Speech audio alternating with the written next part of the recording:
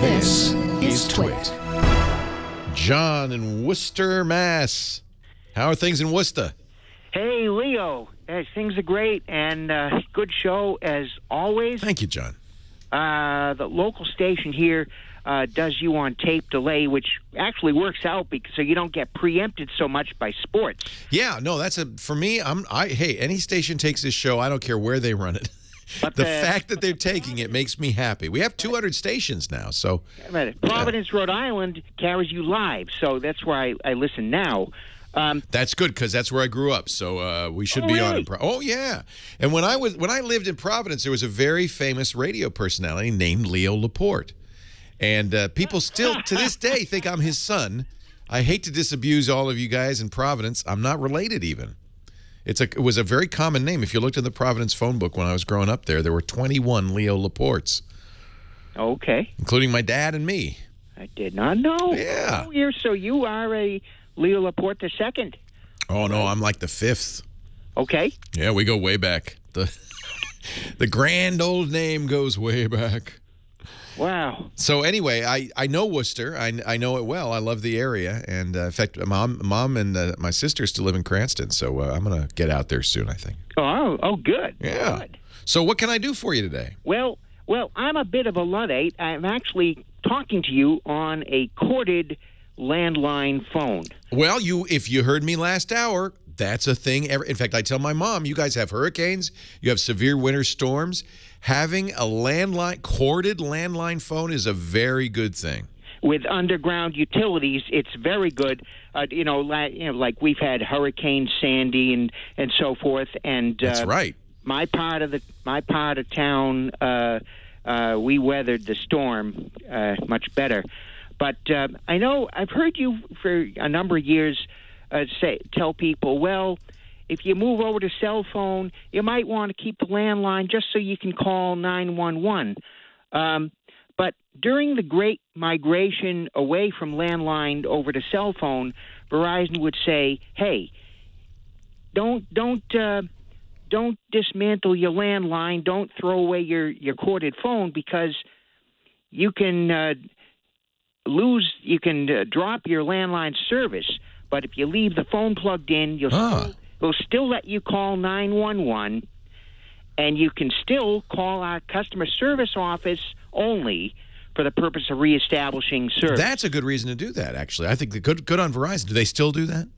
Verizon. Well, it might depend on your locality. My suspicion is no, but that you should inquire with your phone company because that's a good way. You don't pay for it, right? You just have it in case of an emergency. Right, and we have enhanced 911, which that gives them. Yeah, that's what. Now, this is by law. All mobile phones need to do E911. But the problem with E911 is it calls to a regional 911 center.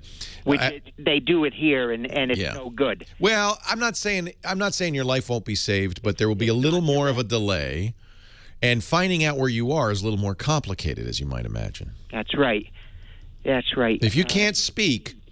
If you can say, "Hey, quick, get the cops here to 140." No, wait, I shouldn't say this out loud. Somebody will do this. Right. To 123 Main Street, Anytown, USA, then they'll know your address and they can dispatch it. But if you can't speak or, they can't understand you, the fact that they have geolocation and they know exactly where that phone is can save your life. Phone has a GPS or whatever. It's one of those cheap track phones.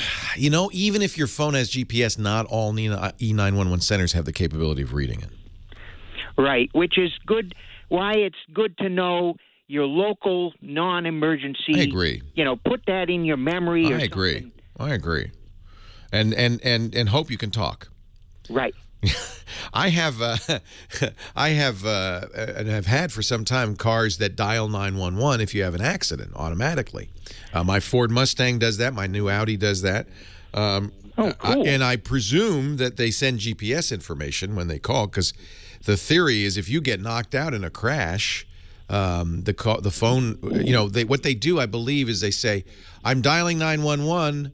Anybody there? They warn you, but they do it anyway, and I think that's a good thing. Now, the interesting thing is that the FCC says we're trying text message 911. This is the new thing. Okay. Yeah. That was exactly my reaction. Well, there's some Okay. disabled person. They trained their cat to knock the phone off the hook and push the red button, which was memory dialed to the police, and they came and rescued him. So the FCC, if you go to their website, says, in the future, I don't like articles that begin with "in the future." That's I read too many articles that say, "In the future, your flying car will be able to travel to Venus." In the future, text to 911 will be widely available in the United States. It is currently only in a few markets. For this reason, you should not rely on text to reach 911, but this is how you'll do it. First, they say, if you can make a voice call do, it's always better. If you're deaf, use a TTY. Or if you have a speech disability, use a TTY. In most cases, you cannot reach 911 by sending a text message, but at some point, this will happen.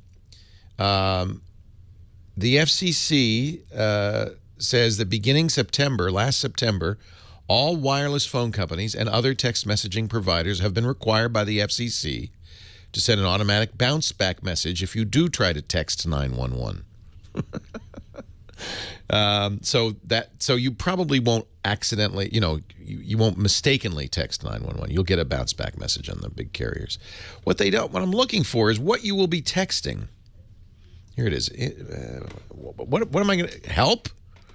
What is it that you send in the text? Do you just type 911 and say, help me, help me? It could be helpful if you're deaf, hard of hearing, have a speech disability, or if a voice call to 911 might be dangerous. What if you're under the bed and there's there's intruders in your home? You don't want to make a call. You take out your cell phone and you text 911. I guess you just text them, I'm under the bed. Anyway, to me, it seems a little odd. I've fallen and I can't get up. I'm gonna stick. I think, John, you got it. You nailed it. I'm gonna stick with a landline phone. Ask your provider if you can have a landline phone and not pay for it and just use it for emergency. That's an interesting idea. Last hurricane, my mom in Cranston, she set her chair in the middle of the room so she wouldn't get hurt by any flying debris, and she had the phone sitting on her lap and waited it out. Leo Laporte, the tech guy.